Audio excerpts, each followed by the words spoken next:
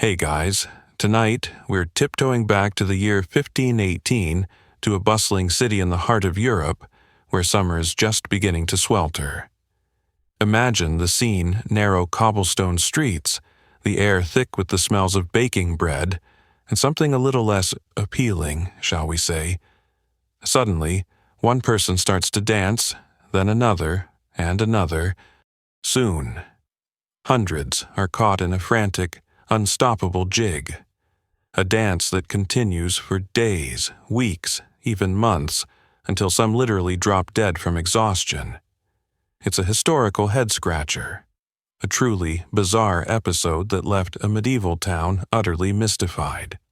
And if you were there, with the limited medical understanding and the pervasive superstitions of the time, well, you probably wouldn't survive this, or at least, you'd have a very hard time explaining it at your next heavily chaperoned social gathering. So, before you get comfortable, take a moment to like the video and subscribe, but only if you genuinely enjoy what I do here. It's a small click for you, but it means the world, or at least a slightly more algorithmically favored digital afterlife, for me. And hey, while you're at it, I'd love to know where you're tuning in from and what time it is in your corner of the world. It's always a quiet thrill to see how far these little historical jaunts can reach. Now, dim the lights. Maybe turn on a fan for that soft background hum, and let's ease into tonight's journey together. You find yourself standing just inside the ancient, imposing city walls of Strasbourg.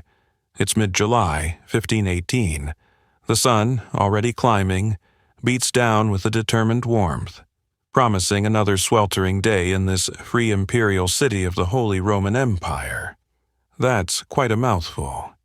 Isn't it, free imperial city? Sounds like it comes with a complimentary tote bag and a sense of its own importance. And Strasbourg certainly has that. It's a prosperous hub, a jewel nestled along the River Ill in the Alsace region, strategically important and bustling with trade. You can hear the distant clang of a blacksmith's hammer, the rumble of wooden cartwheels over uneven cobblestones, and the murmur of countless conversations in a blend of German dialects. As you begin to walk, you navigate streets that are more like narrow, winding canyons between tall, half-timbered houses. The upper stories of these buildings often jut out over the lower ones, creating a comforting shade but also making the lanes feel a little claustrophobic, as if the houses are leaning in to share secrets. And oh, the smells. It's a rich tapestry, this olfactory experience of 15 to 18. There's the comforting aroma of yeast and baking from a nearby bakery, the sharp tang of tanning leather from a craftsman's workshop, the earthy scent of livestock, because yes, animals are very much a part of city life, and underlying it all, a certain medieval miasma that modern noses would find, let's say, challenging. They hadn't quite perfected the art of urban waste management. Their idea of a recycling program was probably just hoping the pigs would eat it. Perhaps this is where the phrase "something is rotten" in the state of Denmark got its less famous cousin. Something is pungent in the alleys of Strasbourg. The city is alive with activity. Merchants hawk their wares from open stalls, their voices loud and insistent. You see bolts of vibrant cloth, tools, pottery, and all manner of goods that have traveled the Rhine or the overland routes. Artisans are hard at work in their shops, their movements practiced and precise. You pass a cobbler, his brow furrowed in concentration as he stitches a leather shoe, and a cooper, whose rhythmic hammering on barrel staves adds to the city's percussive soundtrack. The people you pass are a mix of a Sienese painting and a community theater production still waiting on their costume budget. Soberly dressed burghers in dark, heavy fabrics, their wives with intricate headdresses that defy gravity, and peasants in simpler earth-toned tunics. Strasbourg, at this time, is a significant city with a population estimated by historians to be around 20,000 to 25,000 souls. Mainstream historical fact, its magnificent cathedral, the Cathédrale Notre-Dame de Strasbourg, with its single soaring Gothic spire that was, for a time, the tallest building in the world, dominates the skyline. It's a constant, intricate stone reminder of faith and the church's immense power. Construction on parts of it had been going on for centuries, a testament to medieval ambition and, presumably, a very patient fundraising committee that probably invented the bake sale. Indeed, religion permeates every aspect of life here. Church bells mark the hours, and feast days and fast days dictate the rhythm of the year. But beneath this veneer of devout order and civic pride, there's an undercurrent, a subtle tension in the summer air. The preceding years haven't been entirely kind. There have been poor harvests, and the specter of famine always looms for the less fortunate. Disease, too, is a familiar visitor, sweeping through crowded urban centers with terrifying speed. Smallpox, leprosy, and the ever-dreaded plague are words whispered with fear. While Strasbourg is relatively stable, the common folk bear the brunt of these hardships. The gap between the wealthy patrician families and the impoverished laborers is stark. Historians still argue whether the psychological stress from a series of local famines and diseases created a fertile ground for mass psychogenic illness, or if specific socio-political triggers were more directly responsible for the events to come. You might also notice the city's strict social order, maintained by powerful guilds that regulated almost every trade and craft. These guilds had incredibly specific rules for everything, from the quality of goods to the training of apprentices. It's said that some guilds even had rules about what members could wear, lest anyone get too flashy above their station. One quirky tidbit from the era is that some city ordinances specified the maximum number of mourners allowed at funerals, tiered by social class to prevent excessive public displays or perhaps just to manage street traffic. Imagine a bouncer at a funeral, checking the grief guest list. Sorry, you're number 21. That's one too many for a baker's send-off. Bureaucracy, it seems, is timeless. The heat of the day is intensifying, the shadows shorten, and the city seems to take on a slightly more languid pace, though the undercurrent of activity never truly ceases. There's a feeling of something brewing, a kind of collective sigh held in the humid air. The people of Strasbourg are unaware, of course, of the extraordinary events about to unfold, of the strange, unstoppable dance that will soon grip their city and leave it, and indeed, history, utterly mystified. For now, it's just another hot July day, the kind where the biggest concern might be finding a cool drink or a shady spot to rest. Little do they know, their world is about to get a whole lot weirder and a lot less restful. The oppressive mid-July heat continues to bake the cobblestones of Strasbourg. You've found a moment's respite in the shade of a covered market stall, observing the flow of daily life. It's here, amidst the ordinary comings and goings, that the first, almost imperceptible tremor of the strange events to come makes itself known. Your attention is drawn to a woman, emerging from a modest house onto a narrow, sun-drenched street. Her name, as chronicles will later record, is Frau Trophea. There's nothing initially remarkable about her appearance. She's dressed in the simple attire of a townswoman, perhaps a little worn. Her face etched with the lines of everyday cares common to her station. Then she begins to dance. It's not a joyful, celebratory dance. There's no music, no laughter, no apparent reason for her movements.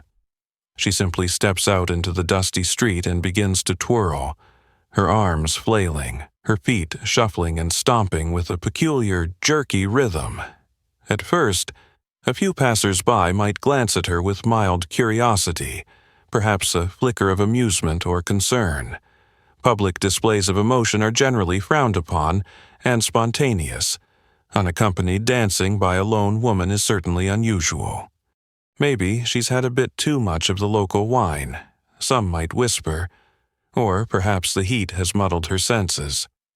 A few children might point and giggle, only to be quickly shushed by their mothers.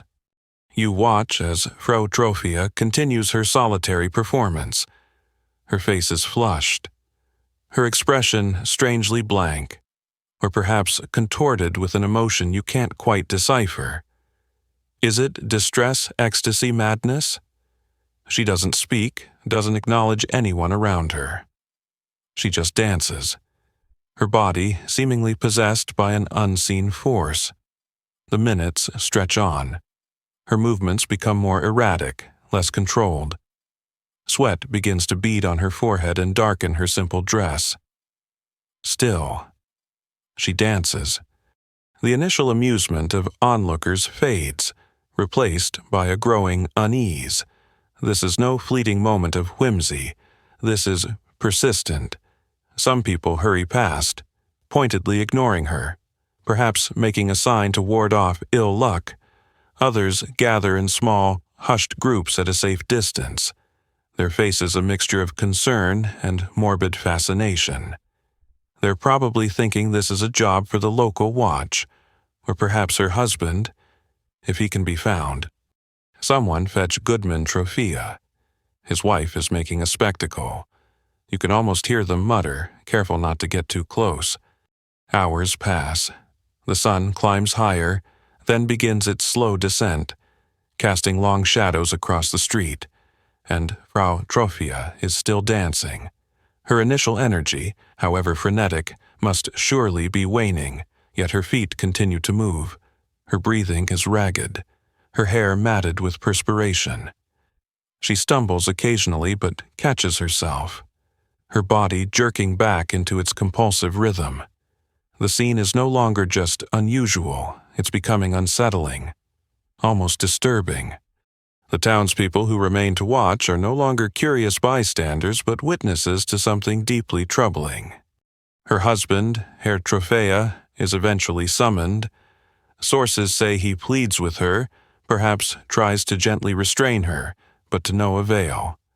She seems oblivious to his presence, lost in her relentless, silent world of motion. Imagine his desperation, his confusion, his public embarrassment turning to genuine fear for her sanity, her very life. This isn't the sort of thing covered in the medieval marriage manual, if such a thing even existed. Chapter 3. What to do if your spouse spontaneously dances for 6 hours straight?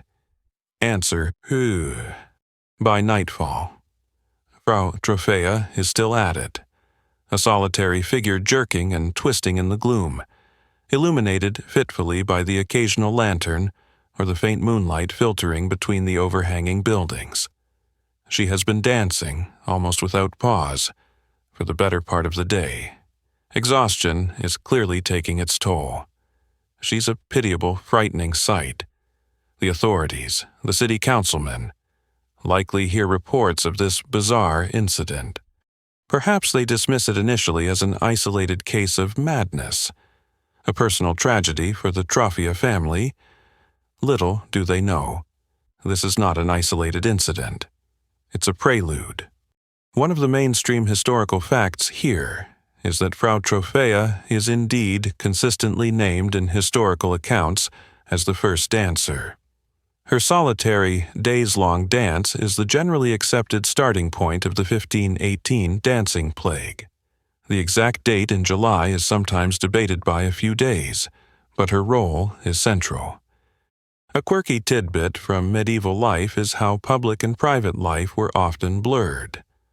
An event like this, happening in the street, would immediately become public knowledge and public concern, unlike today where a similar personal crisis might unfold behind closed doors for much longer.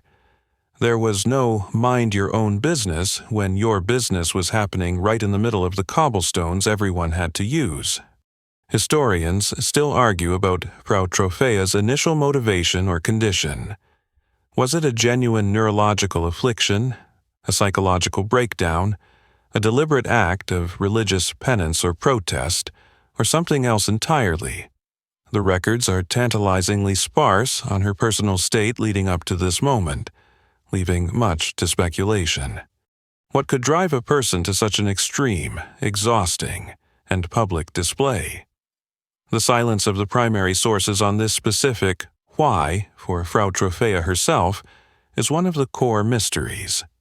As the first day of her strange dance draws to a close, Strasbourg is on edge. The story of the dancing woman spreads through the city like wildfire, carried by hushed whispers and wide-eyed accounts. It's a bizarre tale to recount over the evening meal. A strange omen, perhaps. But for now, it is still just one woman, one inexplicable, tireless dancer. The idea that this could be anything more than a singular, tragic case of delusion has yet to enter anyone's mind. The true strangeness is only just beginning to unfold its unsettling petals. The sun rises on another stiflingly hot Strasbourg day, and the strange case of Frau Trophäa takes an even more alarming turn. She hasn't stopped.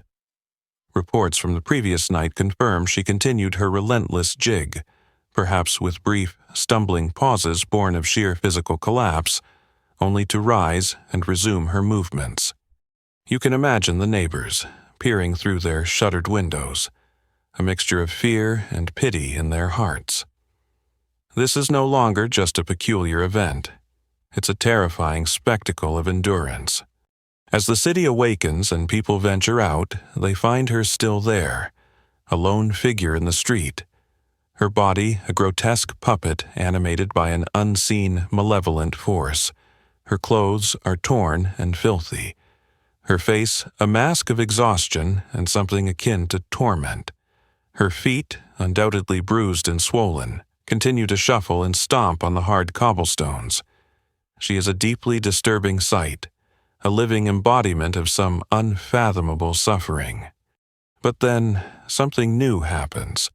As more citizens gather to witness this unnerving display, a grim form of morning entertainment, perhaps, for those with a strong stomach, another person starts to dance. It might be a neighbor, someone who had been watching Frau Trophäa with a horrified fascination. Or perhaps it's a complete stranger, merely passing by. The accounts aren't precise on who was second or third. What matters is the shift one dancer becomes two. This new dancer, perhaps a man this time, or another woman, begins with similar jerky, involuntary movements. There's no discernible pattern, no shared rhythm with Frau Trophäa, just an independent eruption of compulsive motion. A gasp might ripple through the crowd. This isn't just Frau Trophäa's personal affliction anymore. This is spreading. The very idea is chilling. How can such a thing be contagious? It's not a cough or a fever. It's dancing. Before long, a third person succumbs, then a fourth. Within a few hours, a small cluster of people are engaged in this bizarre, uncoordinated, and seemingly endless dance in various parts of the city. Some sources suggest that by the end of this second or third day, several dozen individuals had joined Frau Trophäa's ranks. You can picture the scene pockets of frantic movement erupting in different streets. Individuals flailing, twirling, leaping, their faces often etched with distress, their bodies seemingly beyond their own control. It's as if an invisible puppeteer is pulling strings attached to more and more of Strasbourg's citizens. Panic begins to set in among the onlookers. This is clearly not a simple case of individual madness anymore. The scale is escalating. What if it's a curse? What if it's a new kind of plague, one that attacks not the body with sores and fevers, but the mind and limbs with this grotesque, unending motion? Remember the elf-shot superstition. This must seem like elf-shot on a terrifyingly grand scale. The lack of a clear, rational explanation fuels the fear. Medieval society was well acquainted with divine punishment and demonic influence. and such explanations would likely be leaping to many minds. It's the wrath of God, someone might cry, or witchcraft is afoot. The mainstream historical fact here is that the dancing did indeed spread from Frau Trophäa to a larger group over several days, within about a week. According to most sources, a significant number of people, often cited as around 34 individuals initially, were afflicted, and it continued to grow from there. A quirky or fringe tidbit relating to medieval beliefs about such afflictions could be the concept of choreomania, a term later applied to such events. But in the moment, people might have drawn on folklore about cursed dances or bewitched individuals forced to move by magical means. Stories of enchanted fiddlers making people dance against their will existed in European folklore. It's like a flash mob, but without the joyful intent or the synchronized choreography, more like a flash flail. The authorities, the normally staid and sober members of the Strasbourg City Council, known as the magistracy, would be receiving increasingly alarmed reports.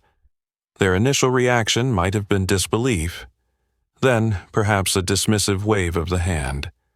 A bit of summer madness, it'll pass. But as the numbers grow, as the dancing continues hour after hour, day after day, such complacency becomes impossible. Their tidy, ordered city is descending into a bizarre, twitching chaos. The rhythmic, or rather a rhythmic, stomping on the cobblestones is becoming a new, unwelcome sound in the city's daily symphony. Historians still argue about the exact speed and pattern of the contagion. Was it a slow creep or a rapid explosion after a certain tipping point? Did the dancers primarily come from one social class or neighborhood, or was it a more random affliction? The surviving documents, while confirming the spread, lack the precise epidemiological detail modern researchers crave. They weren't exactly conducting contact tracing with clipboards and sterilized swabs back then. Imagine the conversations in homes that evening. Fear would be a palpable guest at every dinner table. Don't go near that street. Parents would warn their children. Don't look them in the eye. Superstition would be running rampant. Perhaps certain prayers would be recited with extra fervor. Protective amulets clutched a little tighter. The very air in Strasbourg would feel charged with a dreadful anticipation. What would tomorrow bring more dancers? Would they themselves be inexplicably seized by this horrifying urge to move, to flail, to dance until they collapsed? The initial group of a few dozen dancers is significant. It's no longer possible to ignore or isolate the problem easily. The city is facing a genuine crisis, one for which there is no precedent and no obvious solution. The contagion, whether medical, psychological, or supernatural, is taking hold. The rhythmic sway is becoming a convulsive tide, threatening to pull more and more of Strasbourg's citizens into its bewildering, exhausting embrace.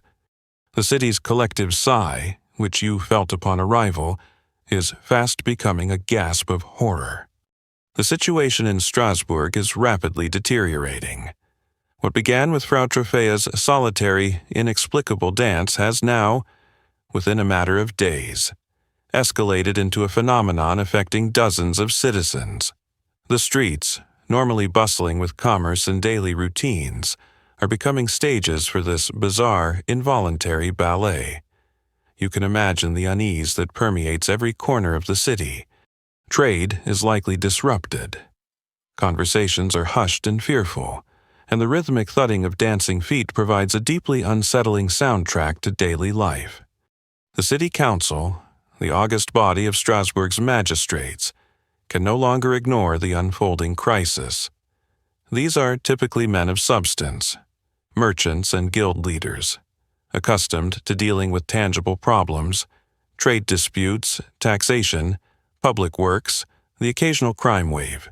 An epidemic of unstoppable dancing is, to put it mildly, not in their usual administrative playbook. Their initial reaction of perhaps dismissal or downplaying the issue has to give way to urgent deliberation.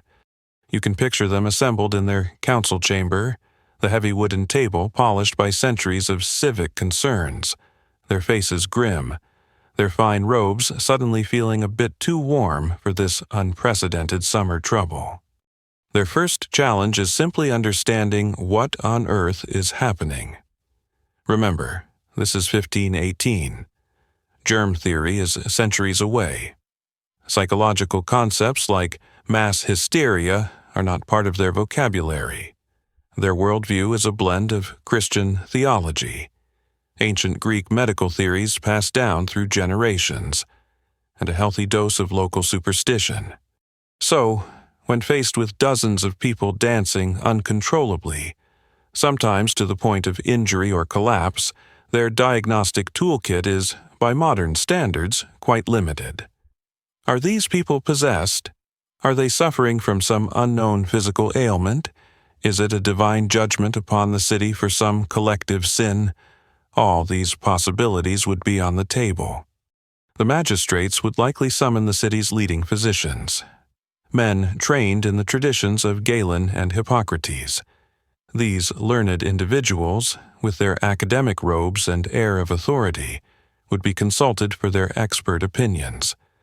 Imagine the scene: the physicians, stroking their beards, examining the afflicted from a safe distance, perhaps, and then retiring to confer, armed with theories of bodily humors: blood, phlegm, yellow bile, and black bile. A mainstream historical fact is that civic authorities did indeed take the lead in trying to manage the crisis. Consulting physicians and clergy, reflecting the structured governance of a free imperial city like Strasbourg, the initial reports coming back to the council are likely confusing and contradictory. Some dancers appear to be in a trance-like state, unaware of their surroundings. Others cry out in pain or distress as they move. Some might even shout names or phrases, though coherent communication is rare. There's no obvious common denominator among the afflicted, other than the uncontrollable urge to dance. They come from different families, different streets, perhaps different social strata, though it's often suggested the poor were disproportionately affected. The council chamber would be filled with debate. "We must act," one councilman might declare. "The city is descending into chaos. The guilds are complaining their apprentices are either dancing or too scared to come to work." Another, more cautious, might advise patience, fearing that any intervention could make things worse or be seen as an overreach of civic power, especially if the cause is deemed supernatural. That would be the church's domain. They had procedures for everything, from fixing a pothole eventually to electing a new mayor. But spontaneous citywide dance-off was definitely a new agenda item. It's the kind of problem that makes you wish you'd called in sick to the council meeting. One quirky tidbit about medieval city governance is the meticulous record-keeping for even minor expenses. It's amusing to imagine some city clerk trying to categorize the initial costs associated with the dancing plague. Item: extra lamp oil for observing nocturnal dancers. Item 2: strong lads to carry water to the performers, victims. The very bureaucracy of the city, usually a source of its stability, would be struggling to classify, let alone solve, this bizarre problem. Historians still argue about the precise sequence of the authorities' early decisions. Some accounts suggest an initial attempt to simply ignore or isolate the first few dancers, hoping the phenomenon would burn itself out.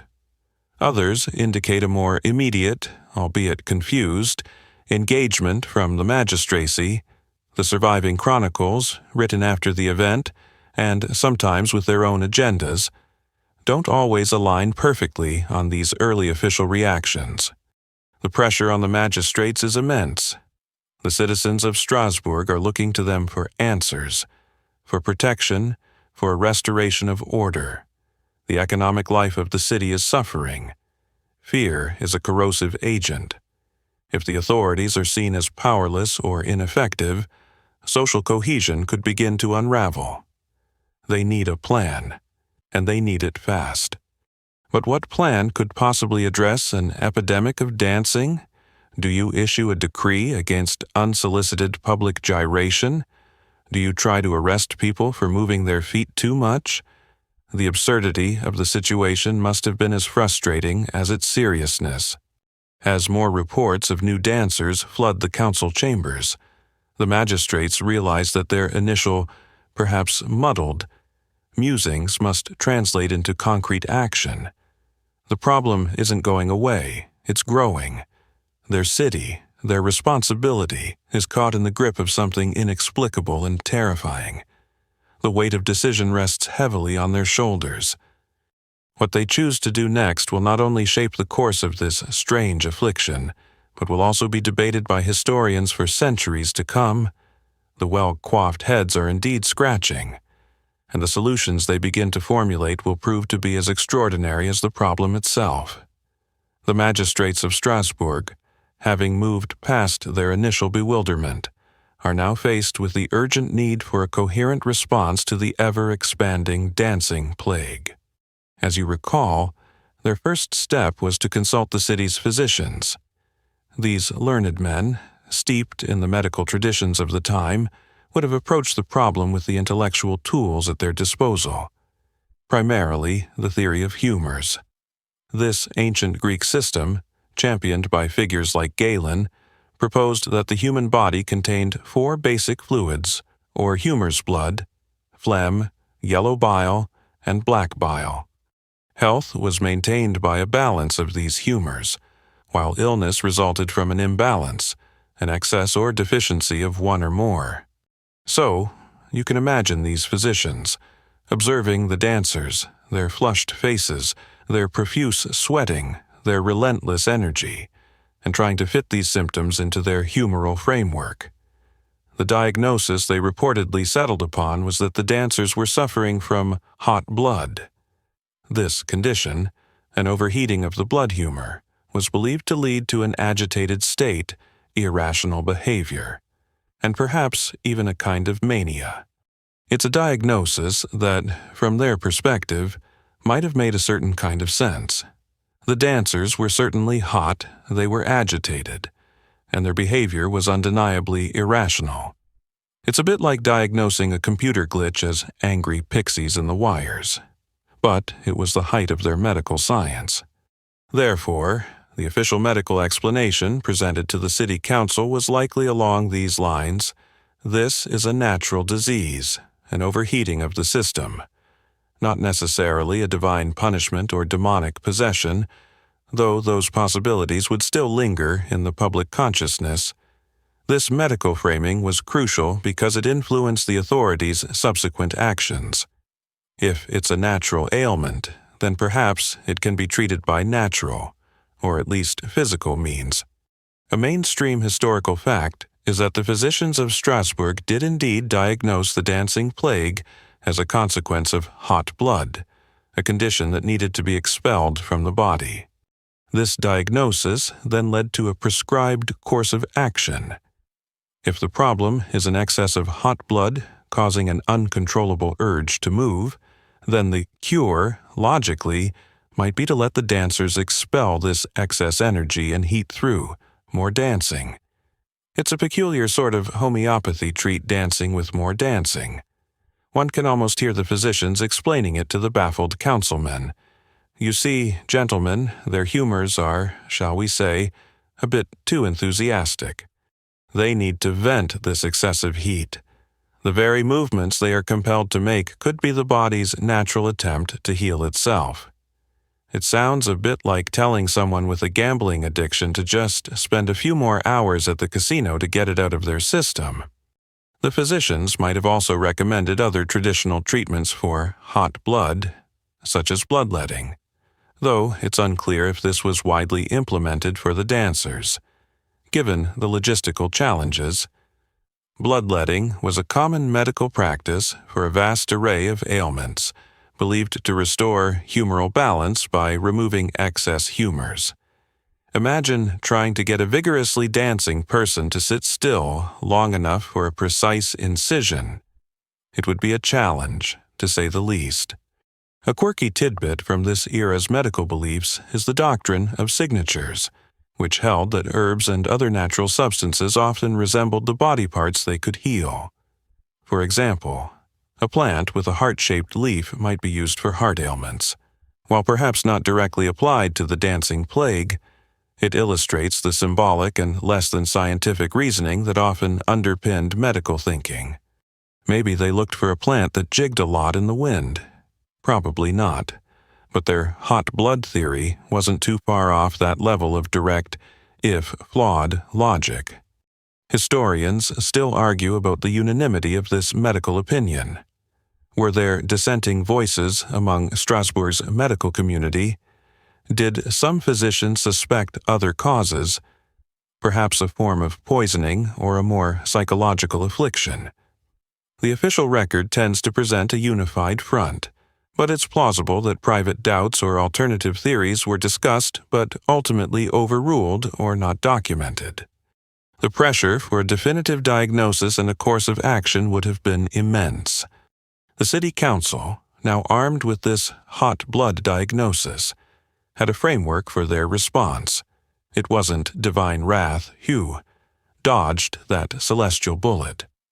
They might have thought, nor was it necessarily witchcraft that required the church's immediate and sole intervention. It was a medical condition, albeit a very strange one. This allowed the secular authorities to take the lead in managing the crisis, though they would continue to collaborate with the clergy. The implications of this diagnosis were profound. It meant that the dancers weren't necessarily to be shunned as sinners or feared as demoniacs. They were sick people, and sick people, in theory, could be cured. The peculiar nature of the prescribed cure, to facilitate even more dancing, would set the stage for the next, even more bizarre chapter in this unfolding drama. The physicians, with their peculiar postulates based on ancient theories, had unwittingly paved the way for an official response that would see the city of Strasbourg actively encourage the very behavior that was causing such distress and alarm. The stage was literally about to be set for suffering, all in the name of a medical theory that saw a feverish dance as something to be, well, danced out. With the physician's diagnosis of hot blood firmly in hand, the Strasbourg City Council now faced the daunting task of implementing a public health strategy based on the idea that the afflicted must dance themselves back to health. It's a peculiar position for any governing body to be in. Your citizens are overcome by an uncontrollable urge to dance, and your best medical advice is to help them dance even more. You can almost imagine the bewildered expressions on the faces of the council members as they tried to rationalize this approach. So, we're essentially throwing a citywide, non-stop, involuntary rave to cure. Involuntary raving. Well, when you put it like that, the decision was made if the dancers needed to expel their excess heat and energy, then the city would provide the means for them to do so as efficiently as possible. This led to one of the most infamous and counterintuitive interventions in the history of public health. The authorities ordered the clearing of spaces to serve as dedicated dancing areas. One of the main locations chosen was the grain market, a large open area that could accommodate a significant number of people. Guild halls were also commandeered, large assembly rooms typically used for meetings and banquets by the city's powerful craft guilds. These spaces were to become official dancing zones. But they didn't stop there. To further encourage and, theoretically, regulate the dancing, the council took an even more extraordinary step. They hired musicians, yes, you heard that right, professional musicians, pipers, drummers, fiddlers, were paid by the city to provide a constant rhythm for the afflicted. The thinking, presumably, was that if the dancing was going to happen anyway, perhaps a steady beat would make it more orderly, more therapeutic, less chaotic. Or maybe they thought the dancers just needed some better tunes to really work through their hot blood issues. It's like trying to organize a hurricane by giving it a conductor's baton. Furthermore, to ensure the dancers didn't simply collapse from exhaustion and dehydration, a rather significant oversight in the dance-it-out theory, one might think, the council also arranged for healthy individuals, possibly paid attendants or members of the community, to dance alongside the afflicted, to support them, to keep them moving. These pace-setters were meant to encourage endurance and perhaps guide the frenetic movements into something more sustained, if not necessarily graceful. A mainstream historical fact is that the authorities did indeed set up a stage, hire musicians, and even pay people to dance with those afflicted by the dancing plague, in the belief that continuous dancing was the cure. So, you have this incredible scene unfolding in Strasbourg, in the heart of the city. Stages are erected. Musicians strike up lively tunes. The afflicted, their bodies racked by involuntary spasms and movements, are brought to these public arenas, sometimes forcibly, and urged to dance. And dance they do, surrounded by a curious, fearful, and no doubt utterly bewildered populace. Imagine the sheer, unadulterated strangeness of it all. People are suffering, their bodies are failing them, and the official response is to create a kind of macabre festival. A quirky tidbit related to public spectacles of this era is that they were often a source of both entertainment and moral instruction.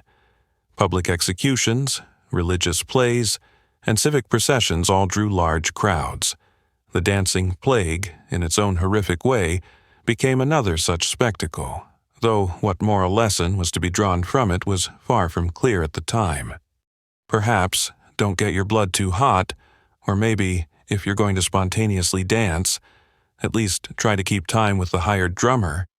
Historians still argue about the true motivations behind this more dancing cure.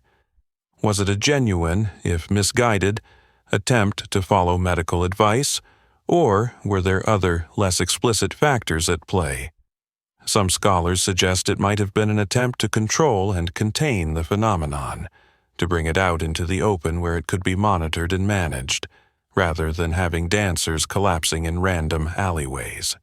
Others wonder if it was a form of ritualized response, an almost theatrical attempt to appease whatever unknown force was causing the affliction. If we make it an official, organized dance, perhaps the thinking went, maybe the problem will respect our administrative efforts and politely go away. The decision to build a stage for suffering, to hire musicians to accompany this grotesque, involuntary performance, is a stark reminder of how differently pre-modern societies could perceive and react to crises.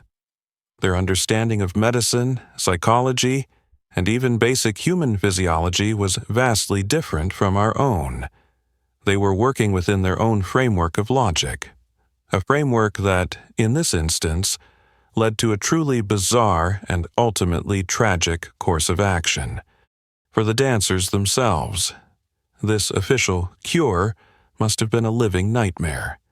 Already trapped in bodies they couldn't control, they were now subjected to a public, organized continuation of their torment.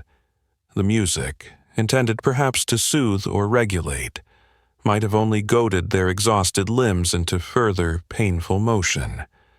The presence of onlookers, the official sanctioning of their suffering. It all adds a layer of psychological horror to their physical ordeal. The city of Strasbourg, in its attempt to heal, had inadvertently created a theater of despair, where the main performance was the slow, public disintegration of its own citizens.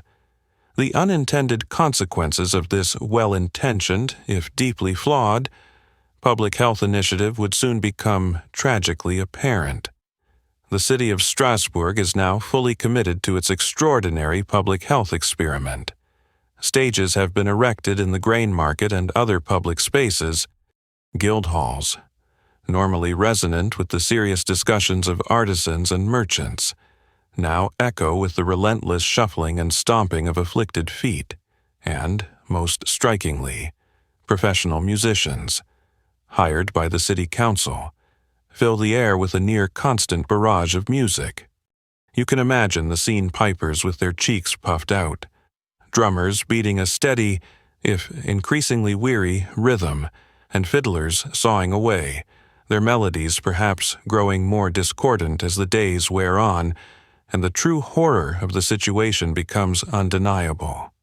Initially, there might have been a sliver of hope among the authorities and the populace that this more dancing cure, as prescribed by the physicians for hot blood, would actually work.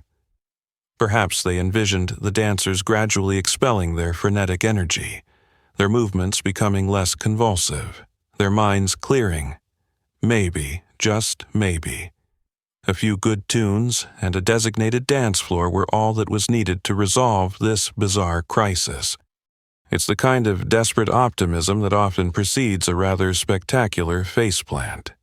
However, the reality proves to be far different and far more grim. Instead of abating, the dancing seems to intensify under these new conditions. The constant music, rather than soothing or regulating the dancers, appears to act as a goad, a relentless auditory stimulus that drives their already exhausted bodies to further exertion.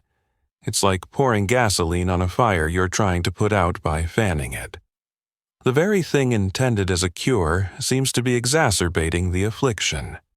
The dancers, many of whom were already in a state of profound physical and mental distress, are pushed beyond their limits. Their movements, always erratic, become wilder, more uncontrolled. Some leap and twirl with a desperate, manic energy. Others simply shuffle and jerk, their limbs flailing, their eyes wide with a mixture of terror and vacancy. The presence of crowds, the official sanctioning of this spectacle, does nothing to alleviate their suffering. If anything, it adds a layer of public humiliation to their private torment. The healthy attendants, those paid to dance alongside the afflicted, must have found their task increasingly harrowing. How do you support someone who is, for all intents and purposes, self-destructing in a convulsive fit of motion? Do you try to match their steps? Do you hold them up when they stumble? The scene in these designated dancing areas would have been one of organized chaos, a macabre carnival where the main attractions were human beings in the throes of an incomprehensible affliction. The hired musicians, too, must have felt the strain. Playing for hours on end, day after day, for an audience of tormented souls, it's hardly the gig one dreams of. They were, in essence, providing the soundtrack to a slow-motion disaster. I bet their requests for Stairway to Heaven were met with dead silence, or perhaps just more frantic jigging. A mainstream historical fact is that the measures taken by the Strasbourg authorities, including the hiring of musicians and the setting up of dance stages, not only failed to cure the dancing plague, but are widely believed to have worsened it, contributing to the exhaustion and eventual deaths of many dancers. This backfiring of the intended cure is a central, tragic irony of the event. You can imagine the growing despair among the city officials as they witnessed the failure of their carefully implemented plan. The daily reports would bring no news of improvement, only of more people joining the ranks of the dancers, and of the existing dancers growing weaker, more desperate. The physicians who had proposed this course of action would have been under immense pressure to explain why their hot blood theory wasn't panning out as expected. Perhaps they suggested even more vigorous dancing, or different tunes. At some point, one hopes, someone might have quietly suggested that maybe, just maybe, the non-stop disco wasn't the answer. A quirky tidbit about public entertainment and music at the time, music was deeply integrated into daily life, from religious services to folk festivals and military marches. However, Its use in this specific medical context as a tool to drive out a disease through relentless, enforced activity is exceptionally bizarre and speaks to the desperation of the situation. It's like if your doctor prescribed a heavy metal concert for a migraine. Historians still argue about the psychological impact of the continuous music and public spectacle on the dancers. Did it, as some theories of mass hysteria suggest, further entrench the psychogenic symptoms, creating a feedback loop of excitement and exhaustion, or was the primary damage purely physical? The music merely an irrelevant or aggravating backdrop to an underlying physiological condition like ergotism. The lack of detailed individual testimonies from the dancers themselves makes it difficult to say for certain. The unraveling orchestra, both literal and metaphorical, plays on. The city's attempt to orchestrate a cure has instead amplified the cacophony of suffering. The initial hope is fading, replaced by a dawning horror that this dancing plague is not only beyond their understanding, but also beyond their control. The well-intentioned, if deeply flawed, strategy has backfired spectacularly. The stages built for healing are becoming platforms of torment, and the lively tunes are morphing into a mournful dirge for a city caught in the grip of an ever wilder, ever more frightening dance. The crescendo of this strange symphony of suffering is yet to come, and it will be a tragic one. The relentless, horrifying dance continues to grip Strasbourg, and the city's misguided attempts to cure it by encouraging even more dancing are now yielding catastrophic results. The stages are crowded. The hired musicians play on, but the scene is one of increasing desperation and physical collapse. You are witnessing the grim toll of non-stop, involuntary exertion on the human body. The dancers, many of whom have been moving for days, even weeks, with little rest or sustenance, are succumbing to severe physical exhaustion. Imagine the state of their feet, blistered, bleeding, swollen, an agony with every forced step on the hard cobblestones or wooden platforms. Their muscles, pushed far beyond any normal endurance, would be screaming in protest, racked with cramps and spasms. Dehydration in the summer heat would be a severe issue, leading to dizziness, disorientation, and eventually organ failure. Malnutrition would also set in, as coherent eating and drinking become impossible for those trapped in perpetual motion. It's a form of unintentional, publicly sanctioned torture. You begin to see dancers falter, their movements becoming weaker, more stumbling. Some collapse, only to be urged back to their feet by attendants, or perhaps by the sheer, unrelenting compulsion that still grips their minds. But the body has its limits. Reports from the period, though often lacking precise numbers, speak of dancers suffering from strokes, heart attacks, or simply dying from a combination of dehydration, starvation, and utter physical breakdown.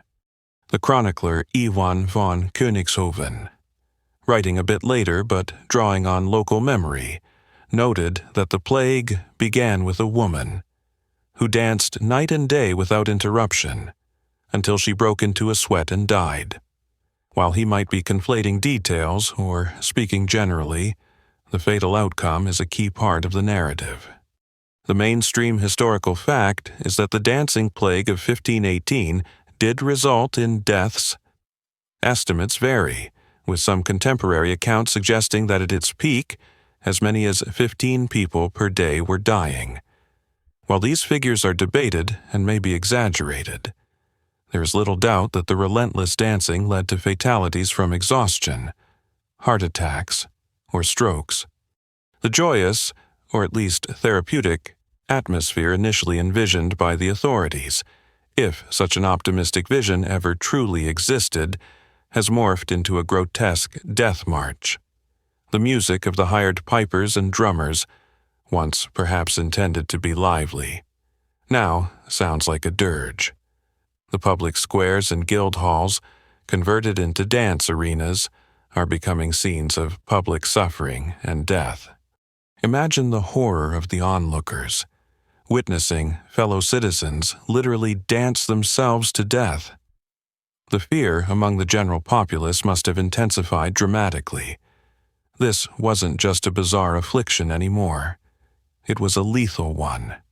A quirky or fringe tidbit is that in some other historical accounts of dancing manias, though not necessarily specified for Strasbourg 1518 in all sources, dancers were sometimes described as being oblivious to extreme pain, continuing to move even with broken ribs or severely injured limbs. This suggests a profound dissociative state for some, where the compulsion to dance overrode even basic self-preservation. It's like their internal volume control for pain was turned way down, while the music was turned way up. Historians still argue about the exact number of fatalities. Contemporary accounts, like those of the physician Paracelsus who visited Strasbourg some years later and wrote about the event, or the aforementioned chroniclers, provide figures that are difficult to verify. Some modern scholars are skeptical of the higher death tolls, suggesting they might be embellishments common in historical chronicles of disasters. However, even a conservative estimate of deaths would mark this as a significant local tragedy. Documenting deaths in 1518 wasn't as simple as issuing a death certificate with a neatly typed cause. Records were often less systematic. The city council and the physicians must be facing a crisis of confidence. Their prescribed cure is not only failing, but is actively contributing to the death toll. The sight of people dying in the very spaces designated for their healing would be a horrifying indictment of their strategy. The pressure to find an alternative explanation and a new course of action would be immense. The hot blood theory and its accompanying dance-it-out therapy is proving to be fatally flawed. For you, witnessing this, the scene is heart-wrenching. You see the human cost of this inexplicable phenomenon. The initial curiosity or even morbid fascination has long since given way to pity and horror. These are not abstract figures in a historical account. These are individuals, men and women, young and old, caught in a living nightmare from which there seems to be no awakening, only the grim release of total collapse. The feet that once walked the city streets with purpose now falter in a dance of death, and the hearts that once beat with the rhythm of ordinary life now strain and break under the relentless, unnatural strain. Strasbourg is no longer just mystified, it is mourning, and it is terrified. The failure of the medical approach will force a shift in thinking, a turn towards explanations that lie beyond the purely physical. The catastrophic failure of the more dancing cure, marked by escalating exhaustion and tragic deaths among the afflicted, forces a profound re-evaluation of the crisis in Strasbourg. The city magistrates and physicians, who had initially championed the theory of hot blood, now find themselves at a loss. Their prescribed remedy has not only been ineffective, but has demonstrably worsened the suffering. The sight of citizens dancing themselves to death in officially sanctioned arenas is a grim testament to this failure. As the physical explanations and treatments falter, the collective gaze of Strasbourg begins to shift towards a different realm of causation, the supernatural. You can sense this shift in the atmosphere of the city. The initial bewilderment and perhaps even the morbid curiosity are hardening into a more profound fear. A fear rooted in the belief systems of the 16th century. In a world where divine providence and demonic interference were considered potent forces in daily life, an inexplicable and deadly phenomenon like the dancing plague would inevitably lead many to suspect supernatural intervention. If doctors cannot cure it, then perhaps it is not a disease of the body alone, but an affliction of the spirit, or a punishment from on high. Whispers that had likely been present from the beginning now grow louder, more insistent. Is this the wrath of God has Strasbourg, or its citizens, committed some grievous sin that has brought this terrible judgment upon them.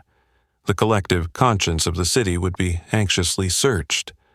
Or perhaps it is witchcraft, a malevolent curse cast upon the unsuspecting populace by some hidden agent of Satan.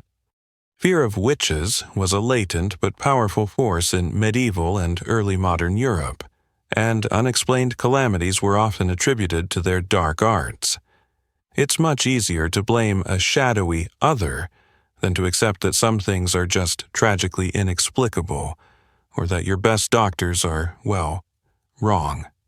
The clergy, who had likely been involved in consultations from the start, would now find their role becoming more central. If the problem is spiritual, then the solution must also be spiritual. Prayers, fasting, and public penance might be called for. The beautiful Strasbourg Cathedral, its spire reaching towards the heavens, would become a focal point for a community desperate for divine intercession. You can imagine the increase in religious services, the earnest pleas for mercy rising from within its stone walls.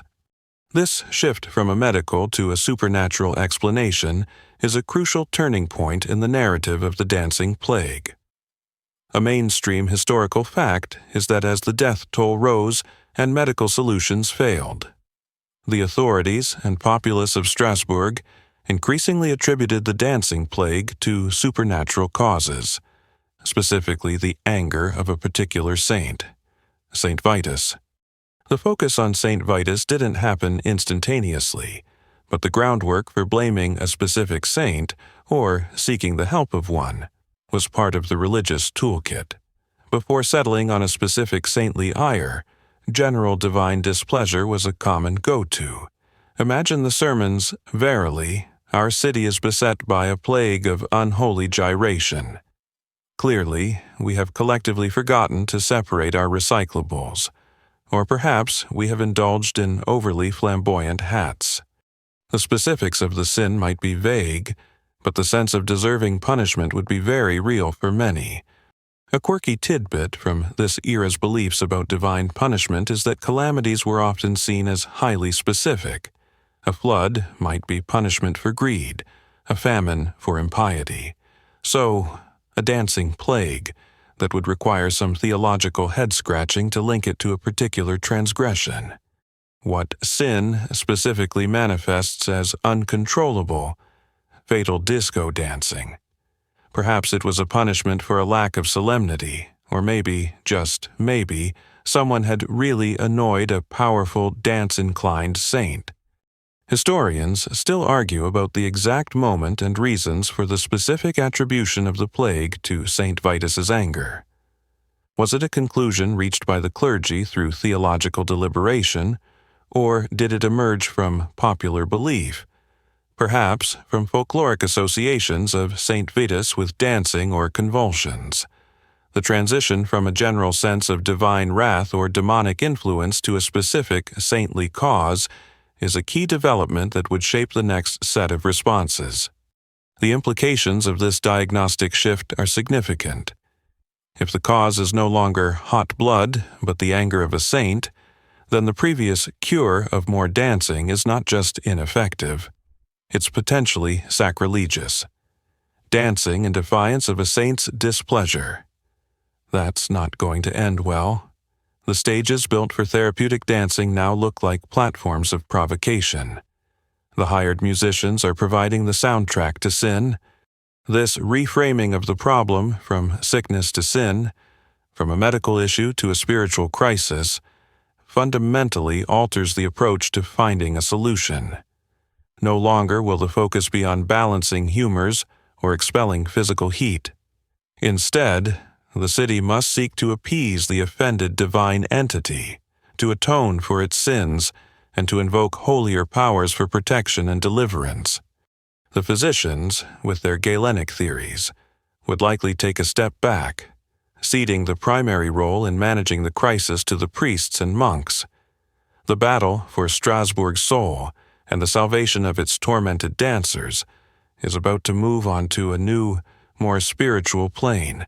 The city's leadership, desperate for an end to the suffering, is ready to embrace a new set of remedies, rooted in faith, ritual, and penance. The diagnosis has shifted. The relentless, deadly dance gripping Strasbourg is no longer seen primarily as a medical issue of hot blood, but as a manifestation of supernatural wrath, possibly the anger of Saint Vitus, or a broader divine displeasure. This reinterpretation means the previous strategies, the stages, the hired musicians, the encouragement of more dancing, are not just ineffective, but potentially offensive to the heavens. The city authorities, in close consultation with the clergy, now pivot towards religious interventions. If the problem is spiritual, the solutions must be too. You can feel the change in Strasbourg's atmosphere. The macabre carnival of the publicly staged dancing gives way to a more somber, fearful piety. The focus shifts from the marketplace and guild halls as dance arenas to the churches and shrines as places of supplication and repentance. The clergy, who had perhaps been playing a supporting role, now step forward to lead the city's response.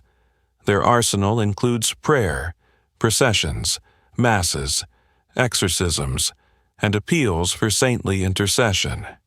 One of the first measures would likely be an intensification of public and private prayer.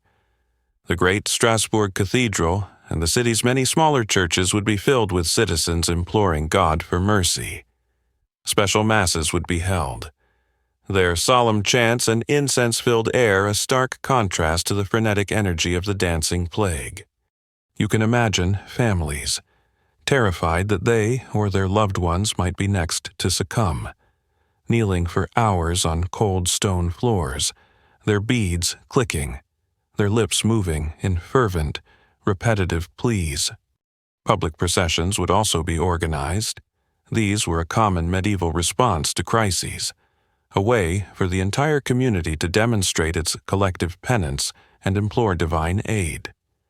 Picture a slow, solemn parade winding its way through the narrow streets of Strasbourg. Priests in their vestments would carry sacred relics and crucifixes held aloft. Monks and nuns would chant penitential psalms. The city magistrates, stripped of their previous medical confidence, would walk humbly, perhaps even barefoot, as a sign of contrition. Behind them, the populace would follow, their faces etched with a mixture of fear and hope. Such processions were designed to appease God's anger and to visibly unite the community in its time of need. It's a far cry from hiring a drummer. This is serious spiritual business. For those already afflicted by the dancing plague, more direct religious interventions would be attempted. If demonic possession was suspected as a cause for some of the dancers' uncontrollable movements and strange utterances, then exorcism would be the prescribed rite. Priests, armed with holy water, crucifixes, and the potent words of the exorcism ritual would confront the supposed demonic entities tormenting the dancers. Imagine the scene: a dancer, flailing and writhing, held down by strong attendants while a priest intones Latin prayers, commanding the evil spirit to depart. Given the dancer's already agitated state, such encounters would likely be intense and traumatic for both the afflicted and the exorcist. Success rates were probably, let's say, variable. A mainstream historical fact is that religious measures, including prayers, masses, and eventually the forced pilgrimage of dancers to the shrine of Saint Vitus, became the primary official response once the medical approach failed and supernatural causes were blamed. The city banned public dancing, the non-afflicted kind, and gambling, common scapegoats for moral laxity. A quirky tidbit about religious relics. The belief in the power of relics, physical objects associated with saints, like bones, pieces of clothing, or items they had touched, was immensely strong in the medieval period. Churches vied to possess important relics, as they drew pilgrims and were believed to offer protection and miraculous healing. If Strasbourg had a particularly potent relic, it would certainly have been paraded or brought into contact with the dancers. Maybe they had the toenail of a saint known for his steady gait. One can only speculate on the specifics they had on hand. Historians still argue about the effectiveness and the psychological impact of these religious interventions. Did the solemn rituals, the sense of communal penance, and the focus on divine aid offer some comfort or hope to a terrified populace? Or did the emphasis on sin, divine wrath, and demonic possession actually heighten the existing anxiety and fear, potentially exacerbating a psychologically rooted phenomenon? It's a complex question, as these rituals could be both a source of solace and a confirmation of terrifying supernatural dangers. The clergy's counter-curses, or rather, their countermeasures against what was perceived as a spiritual attack, represented the full force of the Church's institutional and symbolic power. They were deploying their most sacred weapons against an invisible, insidious enemy. The shift in strategy also meant a shift in who was in charge of the victims. No longer primarily patients for physicians. The dancers became souls in peril, in need of spiritual rescue. Yet, despite the fervent prayers, the solemn processions, and the dramatic exorcisms, the dancing continued. People were still succumbing to the affliction, and those already in its grip showed little sign of recovery. The failure of these initial religious measures to quickly quell the plague would lead to an even more desperate and targeted religious strategy, a direct appeal and a forced journey to the very saint, increasingly believed to be at the heart of the crisis, St. Vitus. The city's spiritual remedies, like its medical ones, were being sorely tested, and the path ahead remained dark and uncertain. The prayers have been said, the masses sung, the processions marched, and yet the dancing plague relentlessly continues its bewildering assault on the citizens of Strasbourg. The solemn religious rituals, while perhaps offering some communal solace, have failed to stop the spread or cure those already afflicted. The city authorities and the clergy, facing mounting desperation, decide upon a more drastic and targeted course of action. If the problem is indeed the wrath of St. Vitus, or an affliction that he alone can cure, then the solution must involve him directly. The decision is made to transport the dancers out of the city, away from the scene of their initial torment, to shrines dedicated to this very saint. This marks a significant escalation in the management of the crisis. It's one thing to bring religion to the dancers within the city walls. It's another entirely to forcibly remove scores, perhaps hundreds, of uncontrollably moving people on a difficult journey to a distant shrine. You can imagine the logistical nightmare this presented.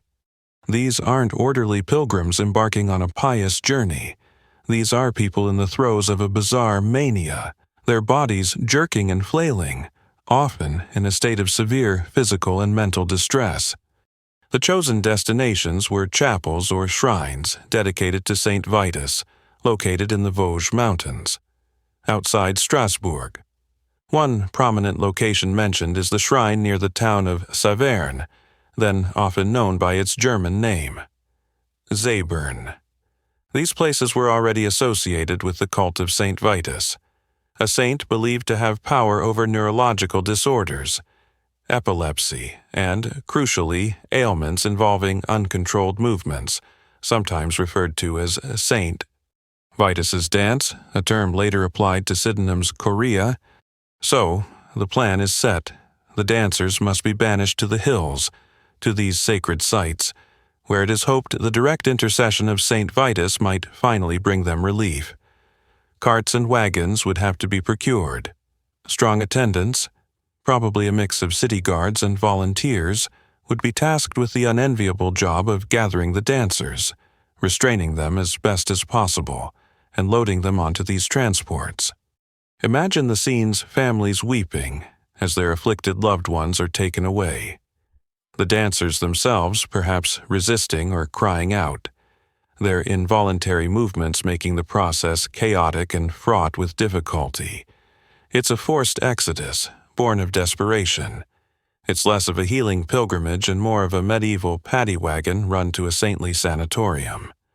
The journey itself would have been arduous. Roads in the 16th century were often little more than rutted tracks. Transporting people who are constantly, erratically moving would be incredibly challenging. The summer heat, which may have played a role in the initial outbreak, would make the journey even more grueling. There would be the need for food, water, and some form of care for these tormented individuals en route, a task for which there was likely little preparation or expertise. What do you pack for a multi-day trip with hundreds of people who can't stop jitterbugging extra restraints? One imagines, and a lot of patience. A mainstream historical fact is that the authorities of Strasbourg did arrange for the dancers to be taken to the shrine of Saint Vitus at Zabern and other similar locations, hoping for a miraculous cure. This often involved placing them in the chapel, sometimes before an altar or statue of the saint, where prayers and rituals would be performed. Once at the shrines, the dancers were subjected to further religious ceremonies. They might have had masses said for them, been sprinkled with holy water, or had sacred relics of Saint Vitus applied to their bodies. Some accounts suggest they were made to wear red shoes and dance around a wooden effigy of the saint. The symbolism of the red shoes is debated. Perhaps red was associated with Saint Vitus, or it had some other ritualistic significance in folk medicine or religious practice for such conditions. Historians still argue about the precise nature and consistency of the rituals performed at these Saint Vitus shrines for the dancing plague victims. Were there standardized liturgical responses, or were practices more localized and improvisational, blending church doctrine with folk traditions? A quirky tidbit concerning pilgrimages and healing shrines is that they were often surrounded by a sort of tourist economy, even in the medieval period. Sellers of pilgrim badges, food, lodging, and sometimes less savory entertainments. Whether the St. Vitus shrines had such an infrastructure, especially when dealing with the sudden influx of afflicted pilgrims, is uncertain, but the phenomenon of pilgrimage sites as economic hubs is well documented. One wonders if they sold tiny souvenir dancing shoes. For the dancers, this forced journey and the subsequent rituals at the remote shrines must have been a bewildering and terrifying experience. Uprooted from their homes, transported under duress, and subjected to ceremonies they may not have understood in their agitated state, their suffering continued. The hope was that the sanctity of the place, the direct appeal to Saint Vitus, would break the enchantment or cure the affliction. This act of banishing the dancers to the hills also served a practical, if perhaps unstated, purpose for the city of Strasbourg. It removed the most visible and disturbing manifestation of the plague from its streets.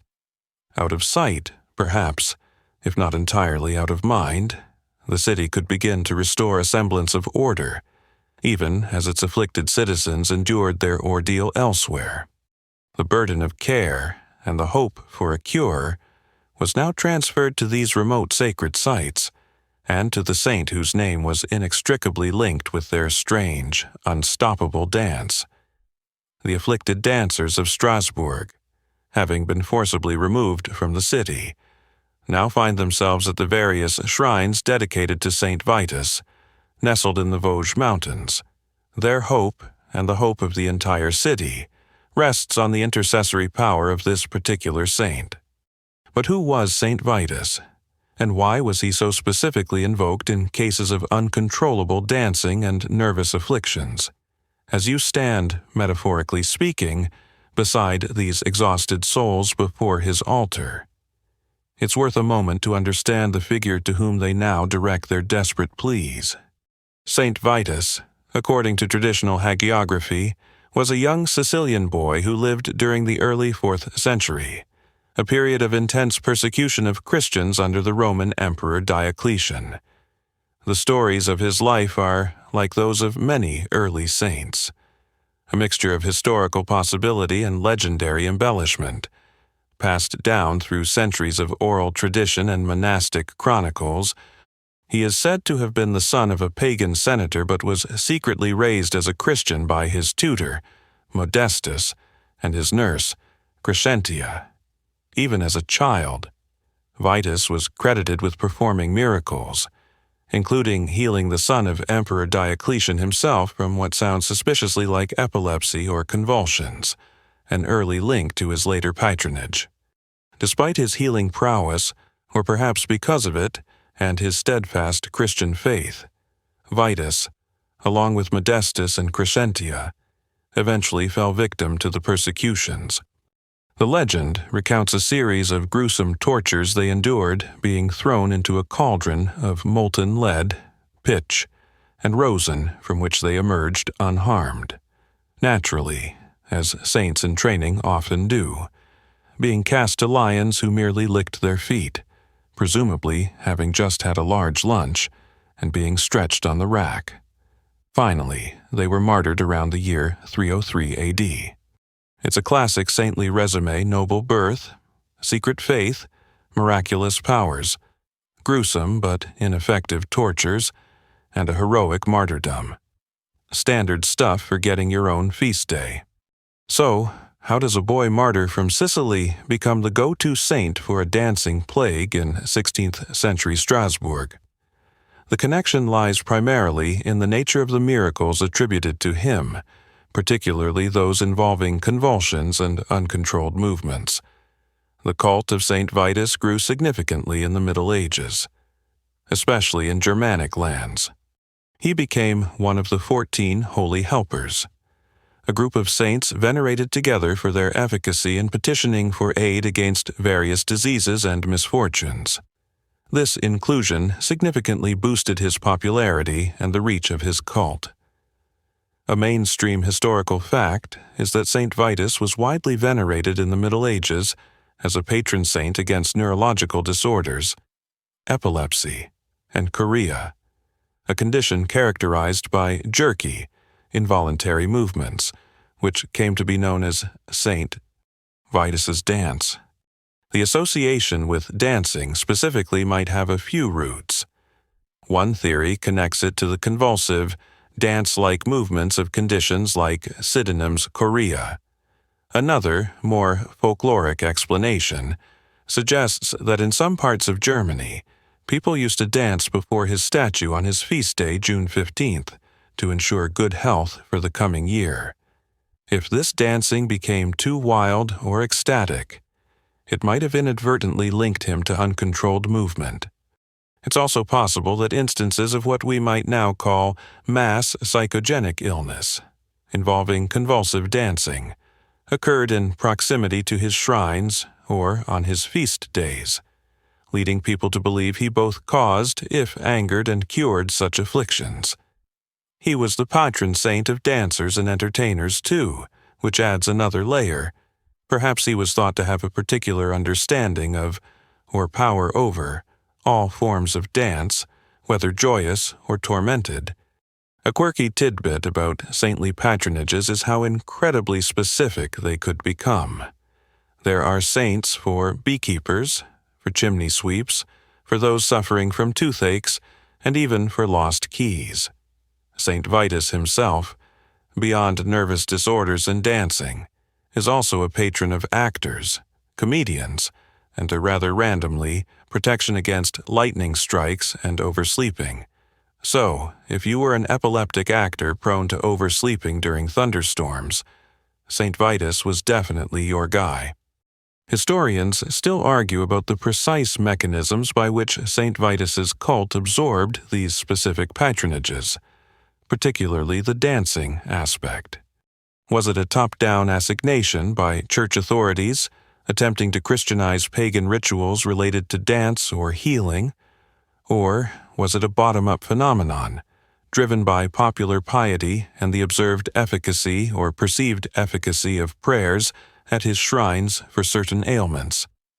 The development of saintly cults is often a complex interplay of official doctrine, local traditions, and the very human need to find meaning and aid in times of suffering. So, for the tormented dancers of Strasbourg, arriving at his shrine. Saint Vitus represented both the potential source of their affliction if his anger had been incurred and their most potent hope for a cure. The rituals performed there, the masses, the offerings, perhaps the symbolic red shoes and dancing before his image, were all designed to appease him, to win his favor, and to channel his legendary healing powers. They were, in essence, appealing to the specialist, the divine expert in matters of uncontrollable movement. As they lay exhausted or were made to move before his statue, surrounded by chanting priests and the somber atmosphere of the shrine, they were at the epicenter of a centuries-old belief system.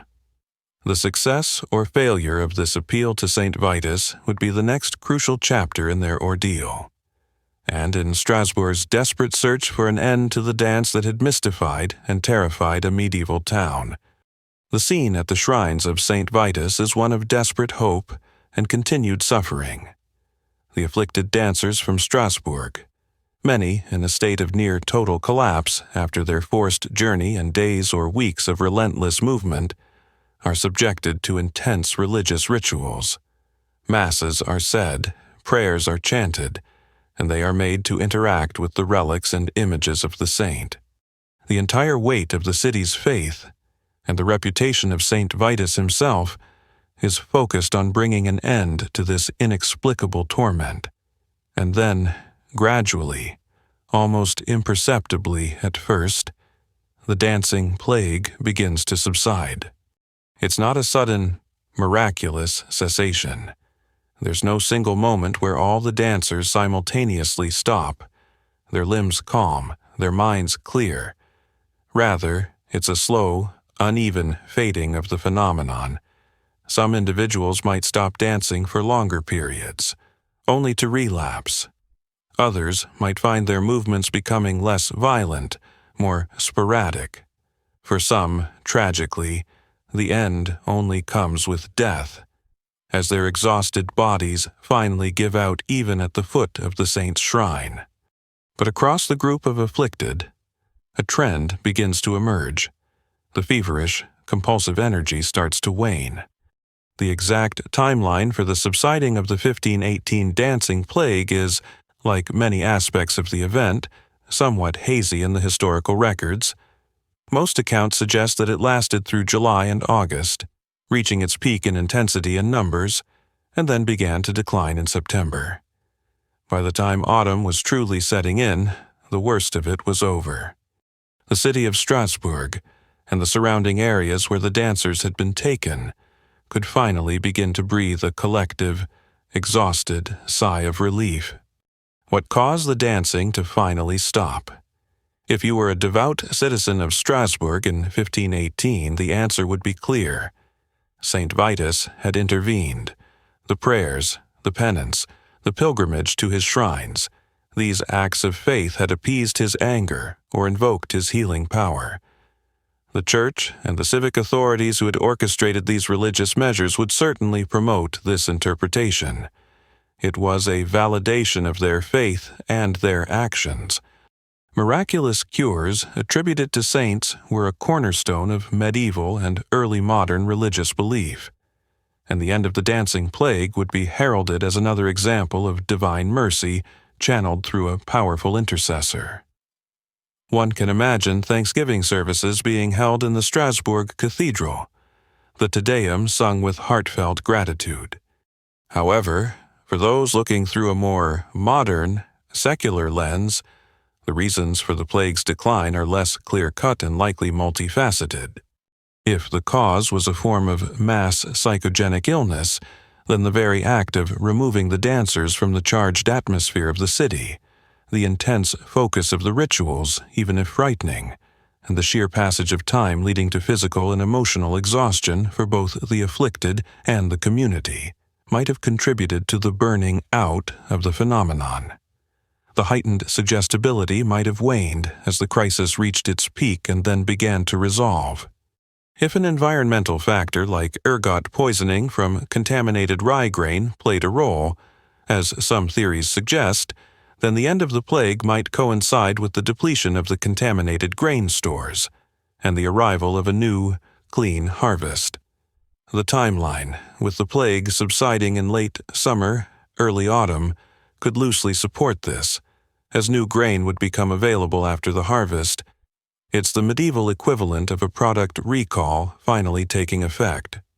A mainstream historical fact is that the dancing plague of 1518 did eventually end, generally by September of that year, after several weeks of intense crisis. The combination of religious interventions, the removal of dancers to shrines, and likely the natural course of whatever afflicted them, led to its cessation. One quirky or fringe tidbit related to the cures is that some chronicles mention that, in addition to the religious rituals at the St. Vitus shrines, the dancers were also given small wooden crosses and red shoes. As mentioned earlier, the symbolism here is rich for speculation. Were the crosses for protection? The red shoes a folk remedy or a way to dance out the evil?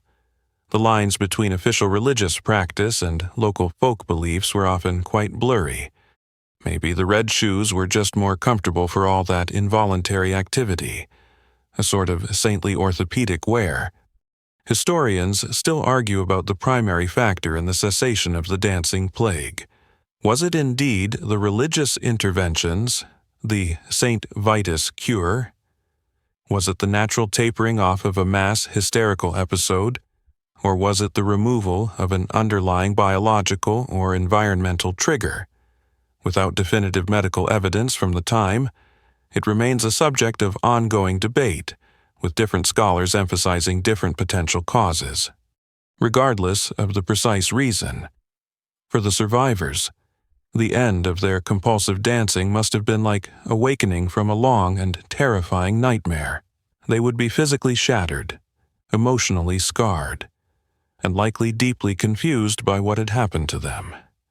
The return to their homes, to their families, would be a slow and difficult process of recovery.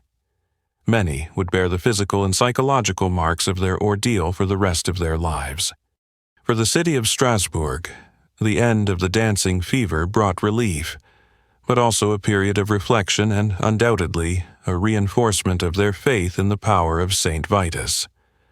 The strange, unstoppable dance had finally faded, leaving behind a legacy of bewilderment, tragedy, and a story that would continue to mystify and fascinate for centuries to come. The streets were quiet once more, the stages dismantled, the hired musicians dismissed, but the memory of those frantic, convulsive summer months would linger long in the city's collective consciousness. The autumn of 1518 settles over Strasbourg, bringing with it a fragile sense of normalcy. The relentless, mystifying dance that had gripped the city for weeks, even months, has finally subsided. The sounds of flailing limbs and thudding feet have faded from the streets and marketplaces. Those dancers who survived the ordeal, many of them physically and emotionally scarred, are slowly returning to their homes from the shrines of St. Vitus, or are being cared for by their families within the city. The immediate crisis is over, but the questions, the whispers, and the search for understanding are just beginning. In the aftermath, you can imagine the city trying to piece together what exactly happened and why. The official explanation, heavily promoted by the clergy and likely accepted by many, would be that St. Vitus, after being duly appeased through prayers, penance, and pilgrimages to his shrines, had intervened to stop the plague. This interpretation reinforced the power of the Church and the importance of piety. Thanksgiving services would have been held, and the successful intervention would serve as a potent reminder of the ever-present influence of the supernatural realm on human affairs. It's a neat and tidy explanation, offering comfort and a clear moral lesson: stay on the good side of the saints. However, beyond the official religious narrative, other explanations and theories would have circulated among the populace and among the more learned individuals of the time. One of the most prominent contemporary or near-contemporary naturalistic explanations that gained traction was the theory of ergotism, or St. Anthony's fire. Ergot is a fungus that can grow on rye and other grains, especially in damp conditions following a cold winter and a wet spring, conditions that may have been present in the region leading up to 1518. If people consumed bread made from contaminated rye flour, they could suffer from ergot poisoning. A mainstream historical fact is that ergotism was a known, if not always correctly diagnosed, affliction in the Middle Ages and early modern period, and its symptoms can include convulsions, muscle spasms, hallucinations, and mania, all of which bear some resemblance to the reported behavior of the Strasbourg dancers. This theory offers a plausible biological mechanism for the bizarre outbreak. The convulsive form of ergotism, in particular, could lead to the kind of jerky, uncontrolled movements described. The psychological symptoms, like hallucinations or mania, could also account for the trance-like states and lack of awareness reported in some dancers. If a large batch of contaminated grain had entered the city's food supply, it could explain the relatively rapid spread of the affliction. The decline of the plague in late summer, early autumn, could then correspond to the arrival of a new, uncontaminated harvest. It's a compelling hypothesis, a sort of medieval food poisoning whodunit. However, the ergotism theory is not without its problems. Historians still argue vigorously over its applicability to the 1518 Strasbourg case. Some scholars point out that not all symptoms of ergotism, like gangrene, common in another form of the poisoning, or digestive issues, were prominently reported in the dancing plague. Furthermore, the sheer endurance of some dancers, moving for days on end, seems difficult to reconcile with the debilitating physical effects of severe poisoning. Could people truly dance for weeks if they were acutely poisoned? And would they all manifest their symptoms in such a similar, dance-like fashion? This leads to the other major category of explanations: mass psychogenic illness, or mass hysteria. This theory suggests that the dancing plague was primarily a psychological phenomenon, occurring in a community under severe stress. Strasbourg in 1518, as you recall, was facing various anxieties: poverty, disease, famine, and perhaps the religious and social upheavals of the early Reformation period. In such a charged atmosphere, an initial unusual event, like Frau Trophia's persistent dancing, could act as a trigger, leading suggestible individuals to unconsciously mimic the symptoms. The belief in supernatural causes, the intense emotional atmosphere, and the public nature of the phenomenon could all contribute to its spread.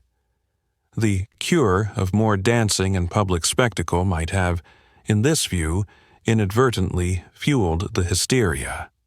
A quirky tidbit regarding medieval public health is the lack of systematic data collection as we know it. While chronicles record the event, they often lack precise numbers, timelines, or detailed symptomologies that would allow modern researchers to definitively confirm one theory over another. They weren't running clinical trials or double-blind studies on the efficacy of prayer versus, say, a nice sit-down. This makes sifting through historical accounts a bit like detective work, with half the clues missing and the other half written in a highly dramatic font. The Strasbourg authorities themselves commissioned a report on the events. The city council ordered a booklet or pamphlet to be written, detailing what happened.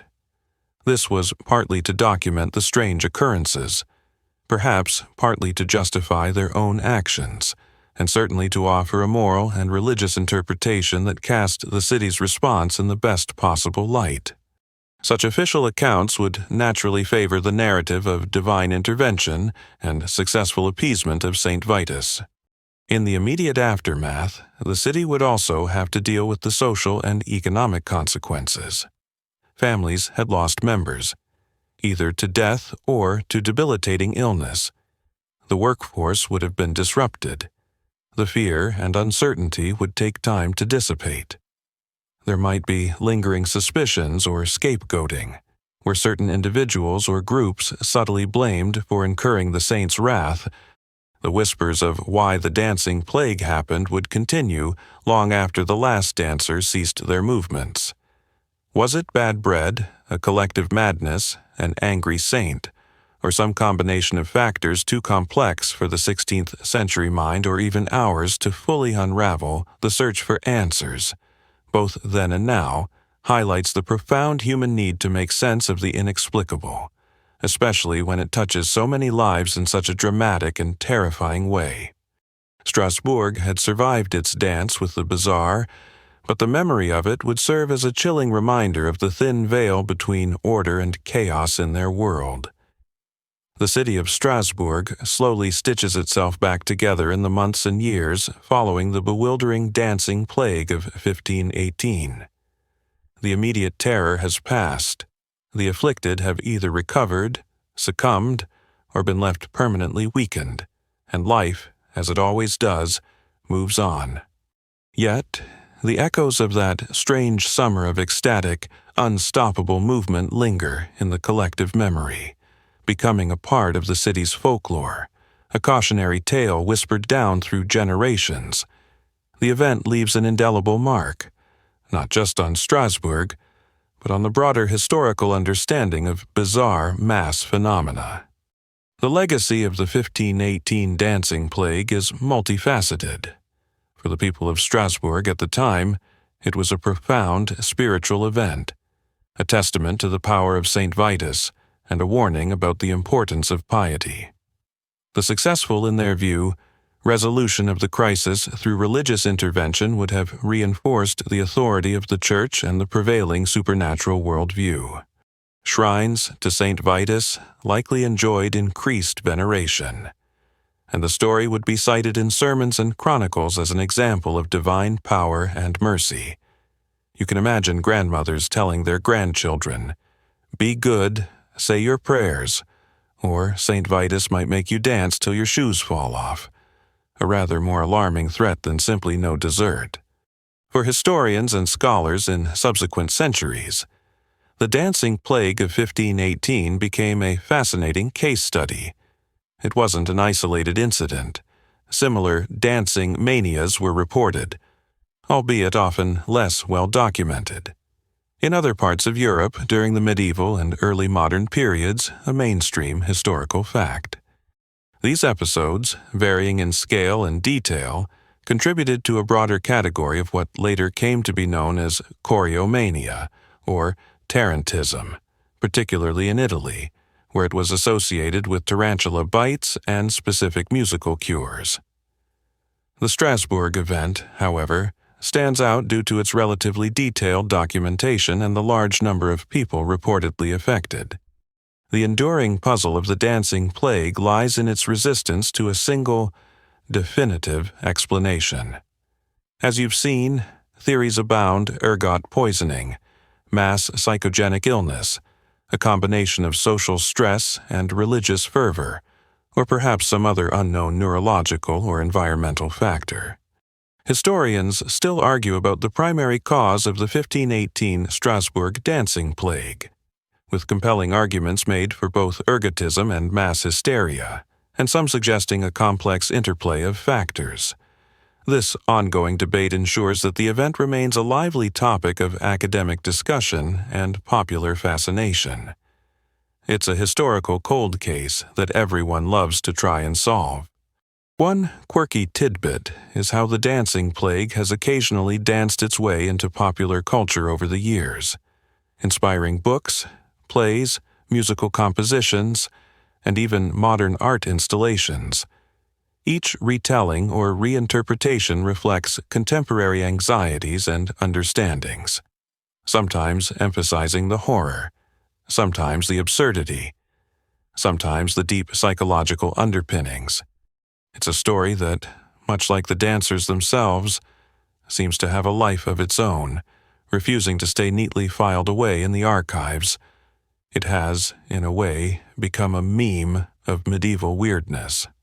Reflecting on the dancing plague from our modern vantage point, it offers a window into the medieval mindset, the ways in which pre-modern societies confronted the inexplicable and the profound impact of belief systems on collective behavior. It reminds us of the vulnerability of communities to mass psychological phenomena, especially in times of stress, and the limits of understanding when faced with events that defy easy categorization. We may have traded fears of angry saints for anxieties about viral misinformation or economic collapse, but the human tendency to seek patterns and explanations, and sometimes to succumb to collective behaviors, remains. The story of Frau Trophea, who began her solitary dance on a hot July day, and the hundreds who followed her into that bewildering, exhausting ballet, is more than just a bizarre historical footnote. It's a story about human suffering, about the desperate search for meaning and relief in the face of the unknown, and about the thinness of the veneer of order that can sometimes be stripped away to reveal the strange, unpredictable currents beneath the surface of everyday life. The echoes of their ecstatic, involuntary movements resonate still, a faint, unsettling rhythm in the long corridors of history, a quiet testament to one of the most wonderfully weird and deeply mystifying episodes the world has ever seen. The city recovered, the centuries passed, but the dance itself, in a way, has never entirely stopped being a subject that makes us pause and wonder. And so, as the last faint, spectral footfalls of the Strasbourg dancers fade into the quiet hum of your own present moment, our journey through that strange summer of 1518 draws to a gentle close. The city, once a stage for such bewildering, convulsive energy, eventually found its peace again, its cobblestones falling silent from that relentless, inexplicable rhythm.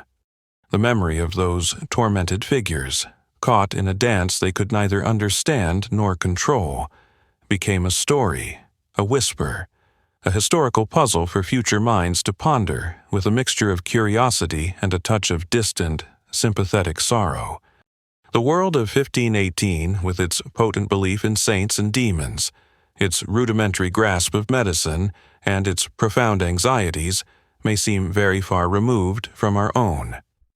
Yet, the core of the human experience depicted, the fear of the unknown, the desperate search for remedies, the communal bond in times of crisis, and the simple, profound suffering of individuals caught in events beyond their ken. These things still resonate with a quiet familiarity across the centuries. Let the lingering images of that medieval town, its tall, leaning houses, its great cathedral spire reaching for an answer, and the ghostly figures of its dancing citizens, now soften and recede from your mind's eye. The questions may remain. The mystery not fully unraveled, but the need for answers can also rest now, just as those weary dancers eventually found their own hard-won, silent repose. The frantic energy has dissipated, leaving only the calm, steady breath of the present. Allow that calmness to envelop you, a quiet blanket woven from the threads of a story told, a mystery explored, and a historical moment now laid gently to rest.